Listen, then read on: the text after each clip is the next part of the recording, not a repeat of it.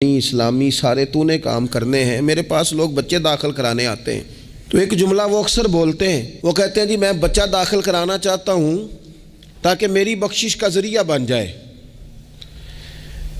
تو میں کہتا ہوں یہ بات آپ کی ٹھیک ہے، حدیث پاک میں الفاظ موجود ہیں کہ اللہ تعالیٰ والدین کو اعزاز دے گا، لیکن آپ ماشاءاللہ باشعور ہیں۔ اگر آپ کو اس بات کا شعور ہے نا کہ بچے کی وجہ سے حافظ قاری علامہ صاحب کی وجہ سے میری بخشش ہو جائے گی، تو اور بھی تو کئی چیزیں بخشش والی ہیں، آپ عمل کیوں نہیں کرتے؟ ان پر آپ توجہ کیوں نہیں دیتے؟ اس طرف بھی تو آپ غور فرمائیں۔ آپ کسی اور کے ذریعے سے جو بخشش چاہتے ہیں تو کوئی ایسا کام کرے نا کہ ہم رب سے دعا کریں تو اللہ ہماری وجہ سے کسی اور پر بھی فضل فرما دے۔ لیکن ہم اپنے آپ کو تبدیل نہیں کرنا چاہتے، اپنے اندر تبدیلی نہیں لانا چاہتے۔ ہم کوئی سویرے اٹھ کے کچھ مصلی کو، عبادت کو، اللہ کو ٹائم نہیں دینا چاہتے۔ ہم گھر میں سچ نہیں بولنا چاہتے۔ کیا ہمارے بچوں کو خبر نہیں ہے کہ ہم موبائل پہ کیا دیکھتے ہیں؟ کیا بچوں سے یہ بات چھپی ہوئی ہے کہ گھر کے اندر جو مال آتا ہے وہ کس طرح کا ہے؟ کیا ہمارے بچے نہیں دیکھتے کہ ہمارے باپ کا رویہ ہماری ماں کے ساتھ کس طرح کا ہے؟ کیا وہ چیزیں بنظر غائب غور سے ملاحظہ نہیں کرتے کہ ہماری اماں کا رویہ اپنے میکے کے حق میں کیا ہوتا ہے اور باپ کے والدین کے حق میں کیا ہوتا ہے؟ وہ ساری چیزیں جو ہمارے گھر میں ہو رہی ہوتی ہیں وہ بغیر ہمارے بتائے بچے اسے سبق لے رہے ہوتے ہیں۔ اس رستے کے وہ مسافر ہوتے ہیں جس رستے پر میرے گھر والے چل رہے ہوتے ہیں۔ تو اپنے بچوں کی اخلاقی تربیت کے لیے سب سے پہلے تو گرمیوں میں دوپہر کو سارے لوگ کی گاؤں میں سویا کرتے تھے، تو ایک بچہ، ایک نوجوان موٹر سائیکل پہ نا اس نے بڑا سخت ہارن لگایا ہوتا تھا، تو وہ لاڈلا بچہ تھا، اپنے ماں باپ کا اکلوتی اولاد تھی، تو وہ گلی سے گزرتا تو میری والدہ بڑی ناراض ہوتی، کئی دفعہ برا بھلا بھی کہتی کہ اس کو شرم ہی نہیں آتی، یہ سوتوں کو جگا دیتا، اتنا سخت ہارن لگا دیا ہے۔ پھر کچھ عرصے کے بعد اس نے وہ ہارن اکھیڑ دیا، اسی گلی سے گزرتا لیکن چپکے سے۔ تو بچہ شرارتیں کرنے والا شرارت چھوڑ جائے تو پھر بھی سوال کھڑا ہوتا ہے کہ کیوں چھوڑ گیا ہے؟ تو اماں جی کہنے لگی انہوں پوچھتے صحیح کی ہویا سو۔ میں نے اس سے ایک دن کہا کہ خیر ہے؟ تو مجھے کہنے لگا بھائی جان میرے گھر میں بیٹی پیدا ہوئی ہے۔ تو میری والدہ نے مینوں تھپکی دے کے کہ پتر ہے ہارن لا چھڑ، تیاں دے پیو انج دے کام نہیں کردے۔ میں اب صاحب اولاد ہوں تو اگر میرا کردار اس طرح کا ہوگا تو پھر لہجہ کیا ہوگا؟ میں نے چھوڑ دیے سارے کام، چونکہ میرے گھر میں بیٹی آ گئی ہے اور میری ماں نے مجھے کہا ہے کہ بیٹیوں کے باپ کا یہ لہجہ نہیں ہوتا، ان کے انداز بڑے شستہ بڑے صاف ہوتے ہیں، چونکہ گھر میں بیٹی نے آنکھ کھولنی ہے، اس نے وہ رنگ دیکھنا ہے۔ میں ایک دوسری بات بھی آپ کو عرض کرتا ہوں، میں کھانا کھا رہا تھا، گھر کے اندر بیٹھا تھا، تو میری گھر والی مجھ سے کہنے لگی کہ باہر بچہ بڑا بلک بلک کے رو رہا ہے مدرسے کا۔ میں نے کہا جلدی سے بلاؤ۔ وہ بچہ اندر آیا تو وہ کانپ رہا تھا اور اس کی حالت اس طرح کی تھی کہ شاید تھوڑی دیر میں گر جائے۔ تو مجھے تو کھانا بھول گیا، میں نے کہا پتر خیر ہے، کیا ہوا کیا ہے؟ تو بولے تو اس سے بات نہ ہو سکے، ہانپتے کانپتے تڑپتے ٹوٹتے جملے۔ وہ میں نے کہا بیٹے کیا بات ہے، چھوٹا سا بچہ ہے۔ کہنے لگا میں نے گھر ٹیلی فون کیا تھا، میرے ابا جی پھر میری اماں سے لڑ رہے ہیں۔ حضرت صاحب جب وہ لڑتے ہیں تو ہم چار پائیوں کے نیچے چھپ جاتے ہیں، خوف آتا ہے، میری بہنیں روتی ہیں، ہمیں کسی چیز سے اتنا ڈر نہیں آتا کیونکہ ہمارا والد پھر ہماری اماں کو مارتا ہے، خوف آتا ہے۔ آج گھر میں نا پھر ابا جی اماں کو پیٹ رہے ہیں، میں نے فون کیا تھا تو بہنیں رو رہی ہیں، آپ دعا کر دیں ہمارے گھر میں سکون ہو جائے۔ ہم تو اپنے بچوں کی آنکھوں میں آنسو نہیں دیکھ سکتے، پر یہ کس نے رلایا ہمارے بچوں کو؟ ماں باپ نے مل کے؟ کس نے تباہی کی؟ ان کے خیالات کیوں بکھر گئے؟ اتنا خوف کس چیز نے طاری کیا؟ یہ سکون کس نے چھینا؟ میں نے پھر ان کے والد کو بلایا، گزارش کی، اور مجھے امید ہے کہ وہ میری بات بھی سمجھ گئے ہوں گے۔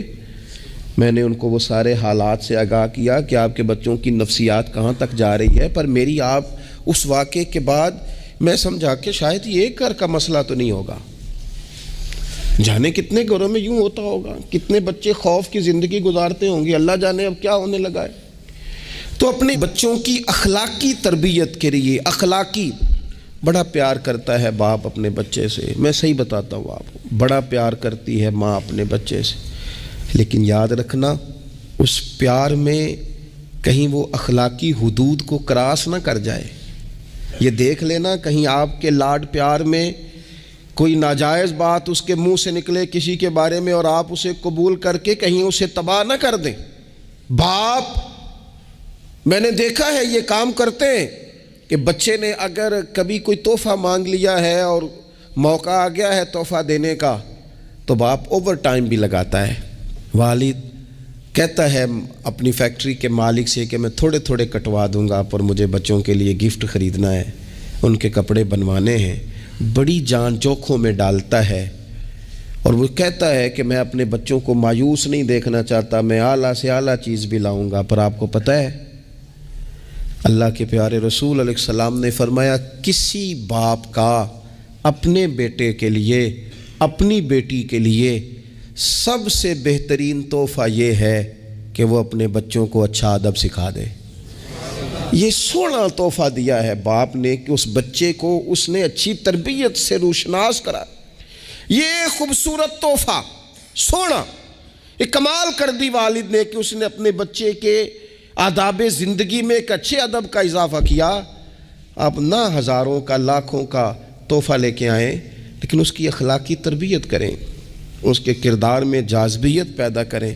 ہو نہ آج بھی کوئی ماں ایسی جو غوث پاک کی ماں کی طرح کہے پتر بھوک کاٹ لینا پر جھوٹ نہ بولنا۔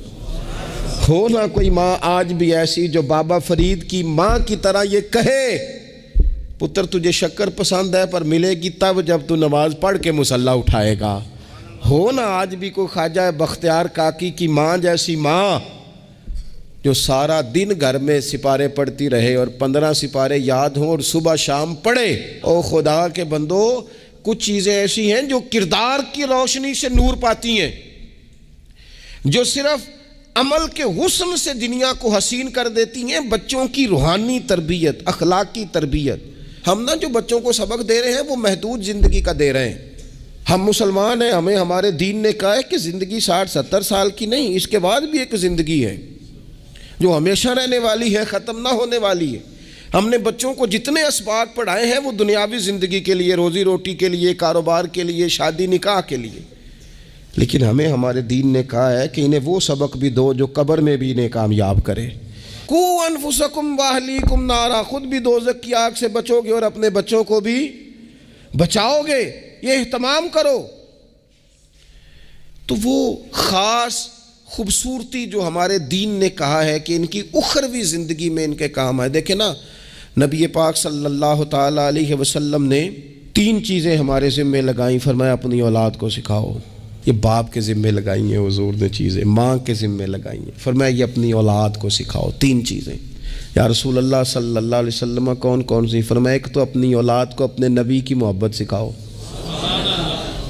اس کا مطلب ہے ابا کو نعت پڑھنی چاہیے نا، اس کا مطلب ہے اماں کو نعت آنی چاہیے نا، اس کا مطلب ہے حضور کے قصیدے یاد ہونے چاہیے نا، اس کا مطلب ہے نا کبھی بازو تھام کے باپ کا ہے نا پتر چل آج فلان جگہ تجھے لے جاؤ، وہاں مدینے والے کی باتیں ہوں گی۔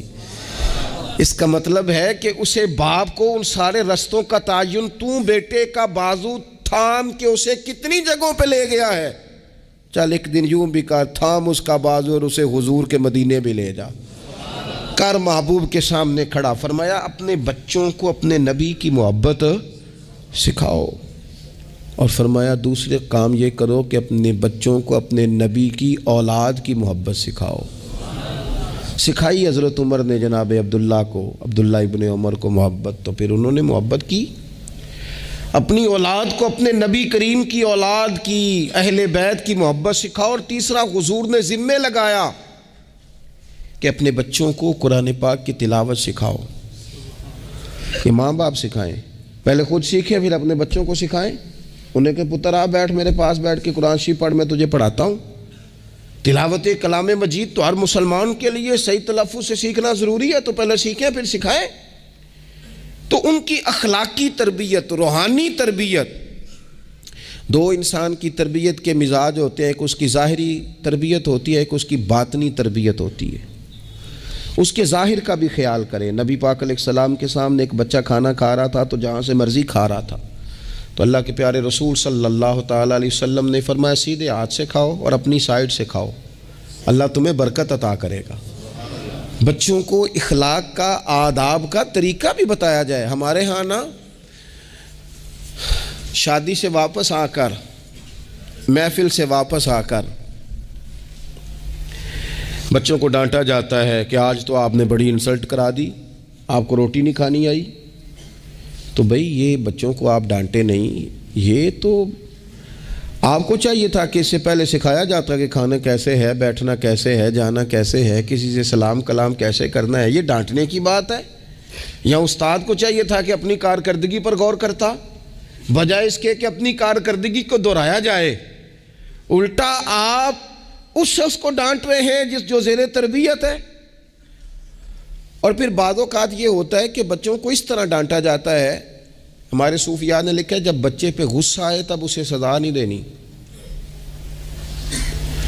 ایک دن بعد سزا دو یا کچھ گھنٹوں کے بعد، اس لیے کہ غصے میں جو سزائیں دی جاتی ہیں وہ حد سے کراس کر جاتی ہیں۔ بچوں کو مناسب انداز میں سزا دینا بھی شریعت میں موجود ہے۔ سب سے زیادہ حضور پیار کرتے ہیں امت سے، لیکن نبی پاک صلی اللہ تعالی علیہ وسلم نے فرمایا 7 سال کے بچے کو نماز کا کہو اور 10 سال کا نہ پڑھے تو سزا دو، اسے مناسب حد تک تنبیہ کرو، سزا دے کے بھی پڑھاؤ، چونکہ عمر ایسی ہوتی ہے آپ کو فصل کو پانی بھی دینا پڑتا ہے اور جڑی بوٹی کو کاٹنا بھی پڑتا ہے۔ اب کو بندہ کہ نہیں میں بڑے مہربان طبیعت کا مالک ہوں جی، میں جڑی بوٹی کیسے کاٹوں؟ تو بھئی جڑی بوٹی کو کاٹنا بھی فصل سے پیار ہی ہے، اس پر بھی توجہ ہونا چاہیے۔ ایک مناسب مقدار میں آپ کسی چیز کو بھی رکھیں، افراط اور تفریط سے پاک، بچے کو مناسب حد تک آپ تنبیہ کریں، اس کی ظاہری باطنی تربیت پر توجہ دیں۔ حضرت عمر بن عبدالعزیز رحمۃ اللہ علیہ کے والد مصر میں ہوتے تھے، اور جناب عمر بن عبدالعزیز حضرت صالح بن کسان رحمۃ اللہ علیہ ایک محدث تھے، ان کے پاس مدینہ طیبہ میں تعلیم حاصل کرتے تھے۔ تو آپ نے اپنے استاد صاحب کے پیچھے عصر کی نماز پڑھی تو ایک رکعت آپ کی لیٹ تھی، اٹھ کے آپ نے نماز پوری کی تو حضرت صالح بن کسان محدث تھے، عالم تھے، حدیث پاک کو جاننے والے، وہ حضرت عمر بن عبدالعزیز سے کہہ رہے ہیں بچپن ہے اور والد مصر میں۔ انہوں نے پوچھا بیٹا کہاں تھے؟ نماز میں ایک رکعت میں نے دیکھا کہ آپ نے دیر سے نماز پڑھی ہے۔ تو عرض کرنے لگے میں حضور کنگھی کر رہا تھا۔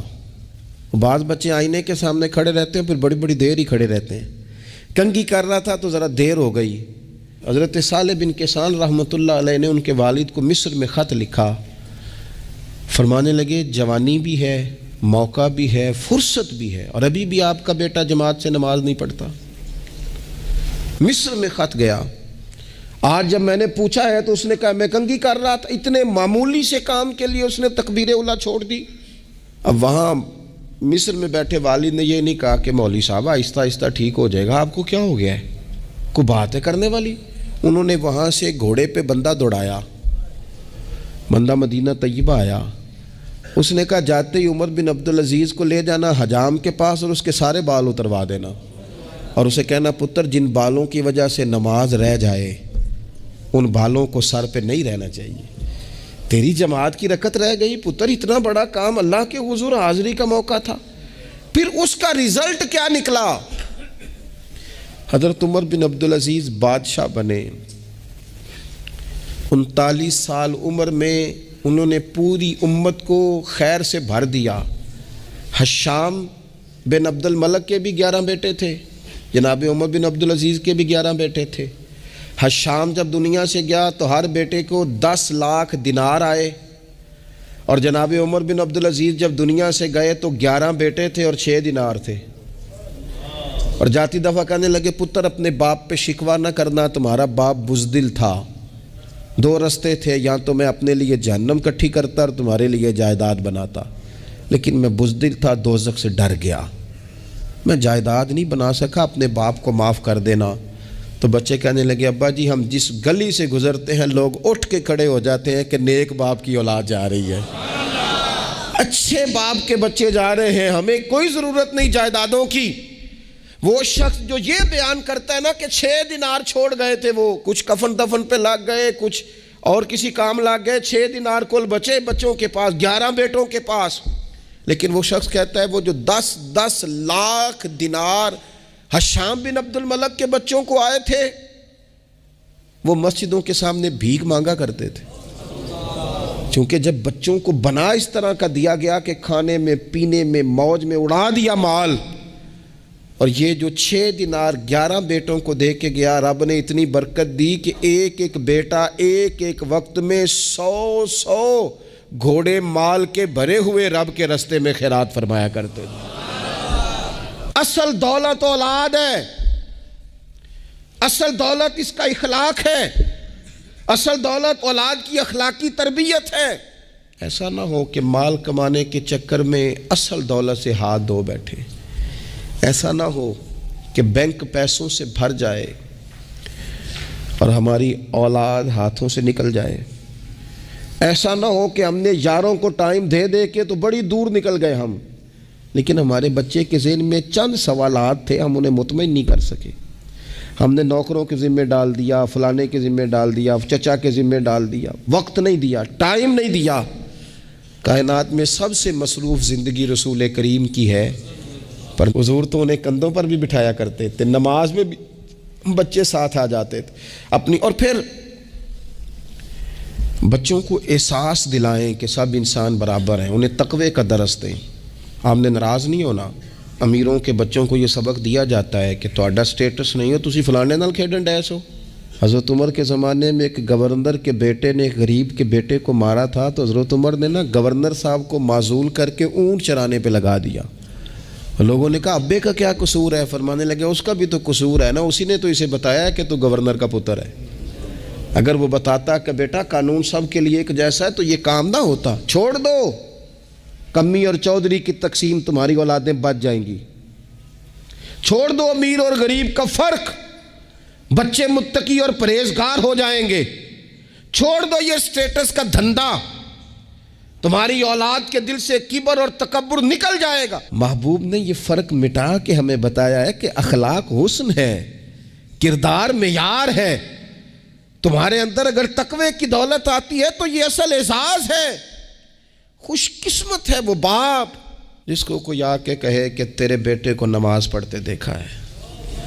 میں نے ایک جگہ نا ایک تراویح پڑھی, تو میرے ساتھ ایک صاحب تراویح پڑھ رہے تھے, وہ روتے جا رہے ہیں. تو میں یہ سمجھا کہ شاید ان کو قرآن مجید کی سمجھ آ رہی ہے, چلے تھوڑا بہت, میں بھی طالب علم ہوں قرآن پاک کا. تو میں نے کہا ایسی آیات تو نہیں ہے اتنا رونے والی, لیکن بہت ہی رو رہے ہیں.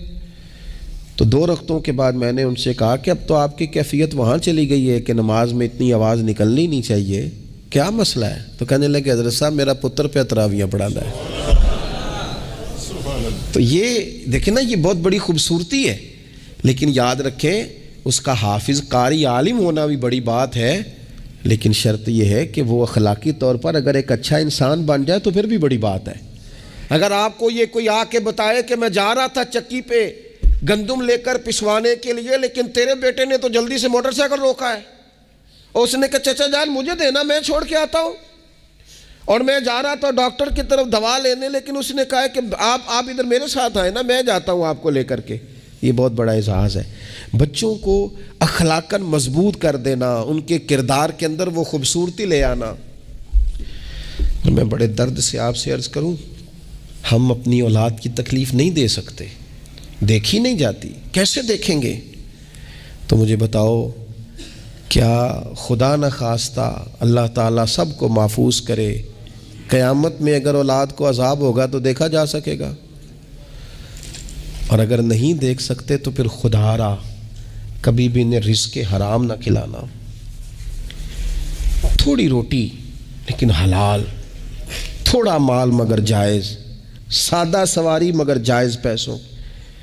میرے نبی پاک صلی اللہ علیہ وسلم نے فرمایا جو گوشت حرام سے پلے گا وہ جنت میں نہیں جائے گا. اپنے بچوں کے لیے رزق حلال کا بندوبست کریں. جس طرح ڈھونڈ کے لاتے ہو نا بچوں کے لیے اچھا گوشت, ڈھونڈ کے لاتے ہو نا بچوں کے لیے وہ غذا جس میں ملاوٹ نہ ہو، ڈھونڈ کے لاتے ہو نا بچوں کے لیے وہ والا کھانا جو غیر معیاری نہ ہو، معیاری ہو، ڈھونڈ کے لاتے ہو نا خالص چیزیں اپنے بچوں کے لیے، اسی طرح ان کے لیے طیب اور طاہر رزق بھی لے کے آؤ تاکہ ان کے اندر روحانیت پیدا ہو۔ اس سے مہک اٹھتے۔ حضرت عتبہ رضی اللہ تعالیٰ عنہ صحابی ہیں، 4 بیویاں تھیں، وہ کہتی ہیں کہ ہم ایک سے ایک بڑھ کے خوشبو استعمال کرتی تھی، لیکن سمجھ نہیں آتی تھی کہ ہمارے شوہر کون سی خوشبو لگاتے ہیں۔ ہم باوجود کوشش کے، باوجود ہمت کے اور باوجود تجسس کے وہ خوشبو نہیں پاتی تھی۔ تو ایک دن ہم چاروں نے فیصلہ کیا کہ ان سے پوچھ ہی نہ لیں وہ کون سی خوشبو لگاتے ہیں۔ تو ہم نے پوچھا کہ بتائیے، تو کہنے لگے میں نے تو کبھی لگائی نہیں۔ تو ہم نے کہا بھئی آپ ایسے ہی تو دعویٰ نہ کیجئے، ہم نے پوری جد و جہد کر لی، اور پھر عورتوں کا چیزوں کو تلاش کرنا یہ تھوڑا انفرادی بھی ہوتا ہے، ہمیں وہ رنگ نہیں ملا خوشبو کا، وہ انداز جو آپ کا ہے۔ تو فرمانے لگے اصل بات یہ ہے کہ میرے کمر پر کچھ تکلیف ہو گئی تھی، کچھ ایسی چیزیں ابھر آئی تھی جو تکلیف کا باعث تھیں، تو میں پھر حاضر ہوا رسول پاک کی بارگاہ میں۔ تو نبی کریم علیہ السلام نے فرمایا کرتا ہٹائیے گا، تو میں نے کچھ کرتا ہٹایا تو کریم نے دست مبارک پھیرا، بس ظلمت کو ان کے نور نے کافور کر دیا، جس پر پڑی نظر اسے بھی نور کر دیا۔ تو محمد صلی اللہ تعالی علیہ وسلم اللہ کے رسول ہیں، اس پر اتنے دلائل ہیں، یہ اتنا آفتاب سے روشن مسئلہ کہ یعنی آپ شمار کرتے جائیں، آپ گنتے جائیں، آپ سیرت کو پڑھتے جائیں، آپ فضائل کو پڑھتے جائیں، کمالات کو پڑھتے جائیں، تو مرحوم اعظم چشتی کا ایک جملہ اتنا فٹ آتا ہے کہ یہ سارا مضمون اس میں سمٹ جاتا ہے۔ وہ کہتے ہیں تیری حیات پاک کا ہر لمحہ پیغمبر لگے، یعنی لمحہ لمحہ بتاتا ہے کہ آپ اللہ کے سچے رسول ہیں، ایک ایک گزرنے والی گھڑی بتاتی ہے کہ آپ اللہ کے سچے رسول ہیں۔ حضور کا مسکرانا بھی بتاتا ہے کہ سچے رسول ہیں، نبی پاک علیہ السلام کا دیکھنا بھی بتاتا ہے کہ حضور اللہ کے سچے رسول ہیں۔ حضور تو کسی پر جلال بھی کر دینا تو بھی پتہ چلتا ہے اللہ کے سچے رسول ہیں۔ یعنی حضور علیہ السلام کھانا تناول فرمائیں یا آرام فرمائیں، آپ ذرا یہ انوکھا پن ملاحظہ فرمائیے گا، یہ انداز ذرا دیکھیے گا کہ ایک صحابی نے آ کے عرض کی یا رسول اللہ صلی اللہ تعالی علیہ وسلم میری بیٹی کی شادی ہے تو خوشبو کی بڑی ضرورت ہے، تو مہربانی فرمائیں کرم نوازی کریں۔ عرب شریف کے اندر خوشبو بڑی مہنگی ہوتی تھی، آج بھی وہاں خوشبو بڑی مہنگی ہے اور خوشبو کا استعمال بھی بہت زیادہ ہے۔ تو اس صحابی نے آ کے عرض کی یا رسول اللہ صلی اللہ تعالی علیہ وسلم خوشبو مل جائے، میری بیٹی کی شادی ہے۔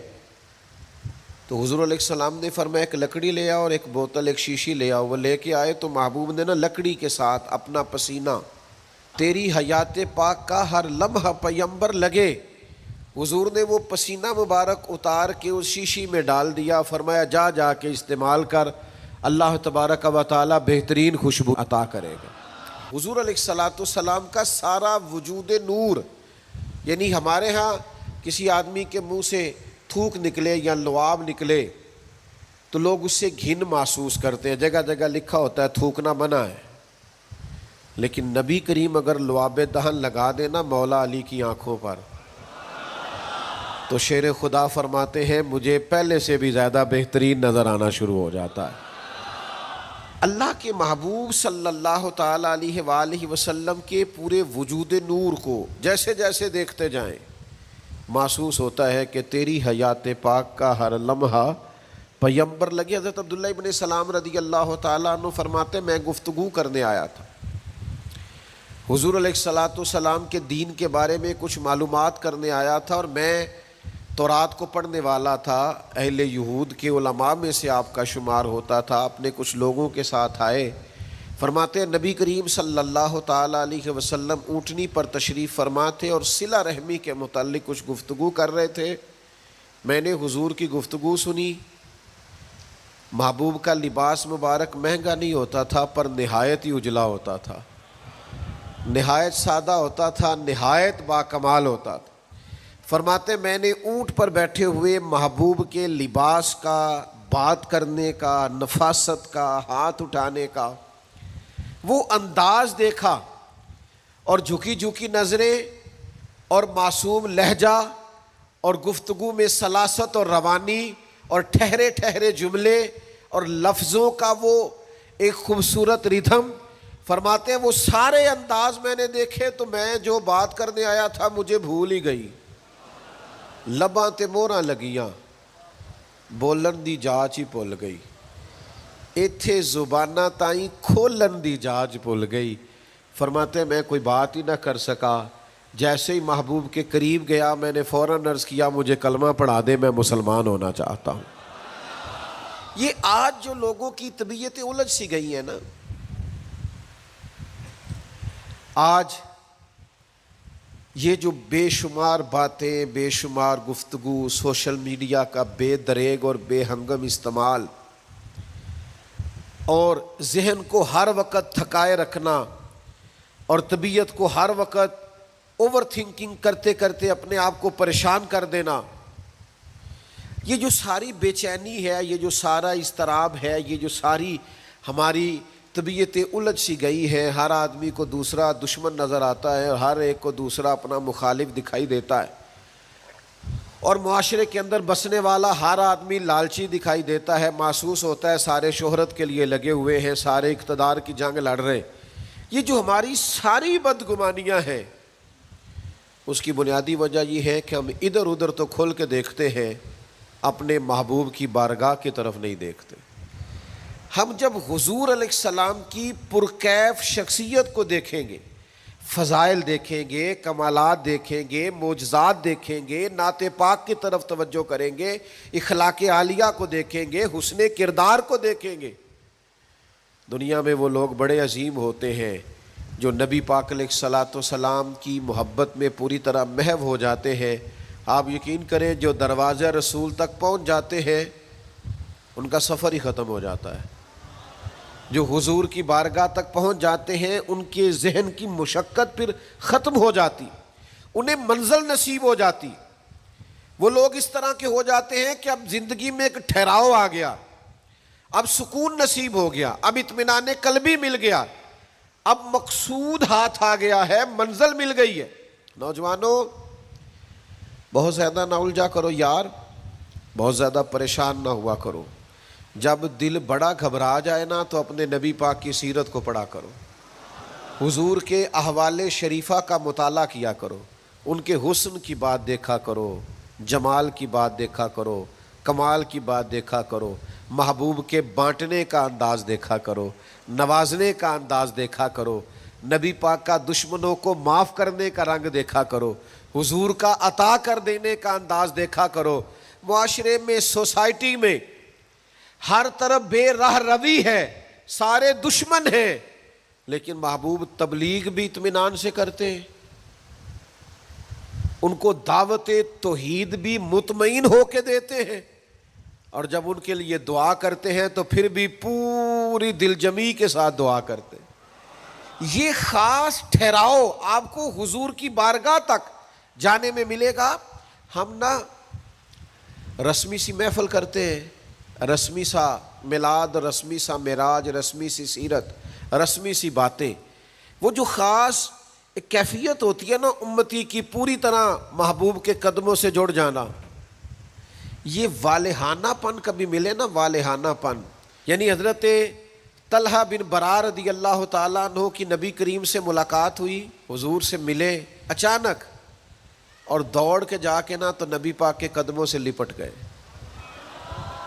اور پھر لپٹے ہیں اور والہانہ انداز ہے اور وارفتگی دکھا رہے ہیں اور عشق کا مظاہرہ کر رہے ہیں، اور پھر اسی درد اور تڑپ میں عرض کرنے لگے حضور مجھے کوئی حکم کرے میں فوراً تعمیل ارشاد کروں گا، کچھ فرما دیں۔ یہ والہانہ پن، یعنی کبھی آپ بڑے بے چین ہو تو کہیں یار کھولو سیرت کی کتاب، اپنے نبی کا کوئی ذکر پڑھتے ہیں، کھولو فلاں آدمی کو سنے جو حضور کے عشق کی بات کرتا ہے، آؤ کوئی نعت پاک کا نغمہ چھیڑ دے جو ہمارے دلوں کو ٹھنڈا کرے، आओ कोई कुर्ब पाए हुजूर के दरवाज़े नूर की तरफ सफ़र करें। हम कहाँ उलझे हुए हैं, कहाँ सुकून तलाश कर रहे हैं, कहाँ हमने अपने आप को उलझा दिया है, किन बेमानी और बेमकसद बातों में अबहास और बहसें कर कर के अपने आप को परेशान किए हुए हैं। आइए देखिए रसूलुल्लाह सल्लल्लाहु ताला अलैहि वसल्लम की ज़िंदगी का लम्हा लम्हा आपके कलेजे को ठंडा करेगा, आँखों को सुकून देगा, बातन को पाकीज़ा करेगा, सोचों को निखार देगा। कह लेने दो मुझे ये जुमला, हुजूर से प्यार करो, जीने का भी मज़ा आएगा, मरने का भी मज़ा आएगा, लुत्फ नसीब हो जाएगा, सुरूर नसीब हो जाएगा, एक कैफ सा मुयस्सर आ जाएगा। हुजूर की बारगाहे आली मर्तबत तक जुड़ो, नबी पाक अलैहिस्सलातो सलाम के अखलाके आलिया को अपनाओ, किरदार को समझो, हुस्न तकल्लुम को समझो, नबी पाक अलैहिस्सलाम की बातों पर गौर करो। यकीन करो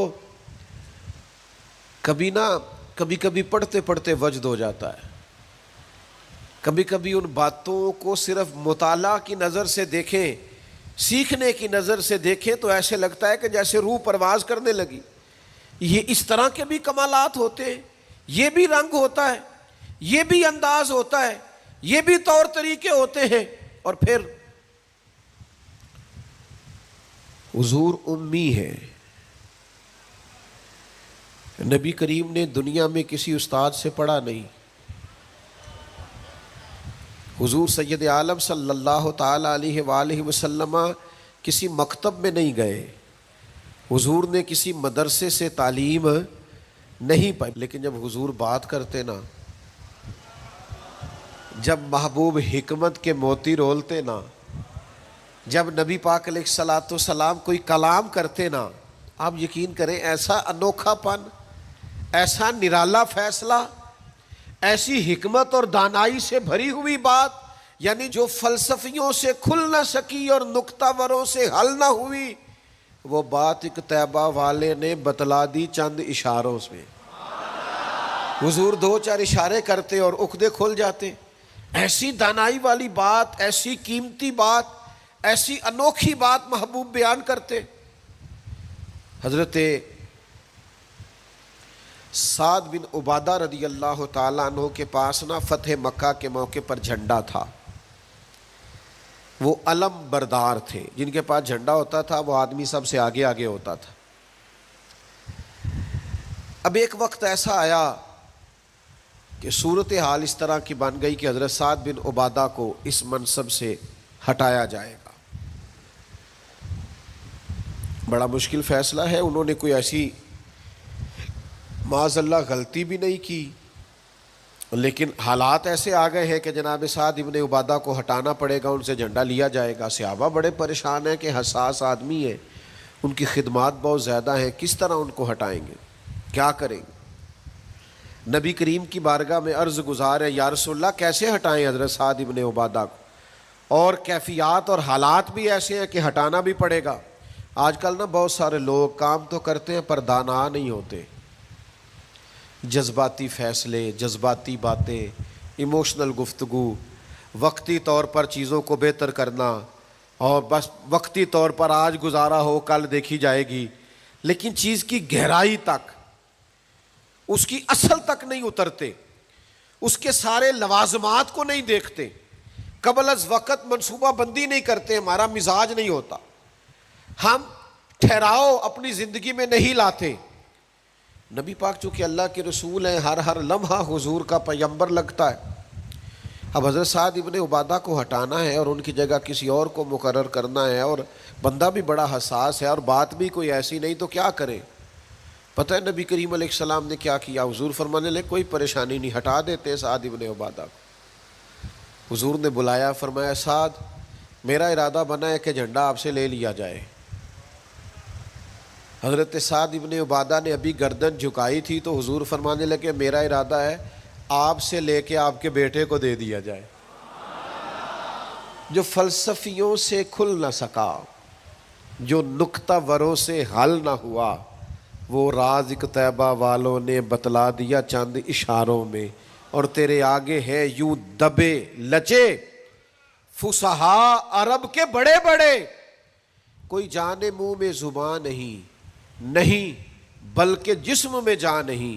ایسا کمال فیصلہ, ایسا انوکھا فیصلہ.